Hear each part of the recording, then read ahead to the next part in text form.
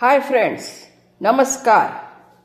आज मी तुम्हाला मोरावळ्याची रेसिपी सांगणार आहे। आवळ्याचा मुरब्बा खिसून पण करतात, उकडून पण करतात। मी आज उकडून करणार आहे। आणि आवळ्याचा मोरावळा रोज खावा, चांगला असतो आणि ह्यानी शुगर नाही वाढत। सकाळी धुवून पुसून ठेवलेत, आता उकडायला ठेवते। साधारण 3 शिट्ट्या घ्यायच्या। 4-5 शिट्ट्या घेतल्या, त्या बघा उकडल्यावर असं दिसतं। हे काय आई? आवळे। आता ह्याच्या बिया काढून घ्यायच्या अशा।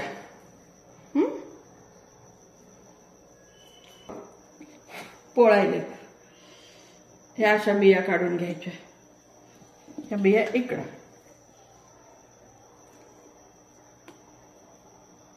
अशा सगळ्या काढून घ्यायच्या। वाटलं तर मिक्सर मध्ये फिरवायचं, नाहीतर मग असंच करायचं। या सगळ्या आता काढून घेऊयात आपण।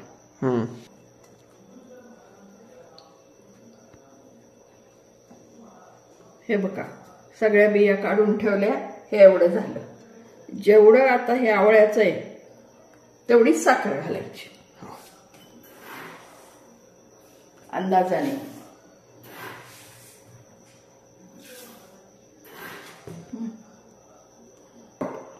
हे बघा, जेवढं आवळ्याचे हे आहेत ना, 2 किलो साखर घ्यायची।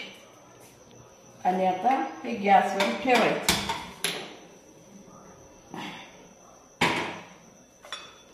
एक जीव करायचं।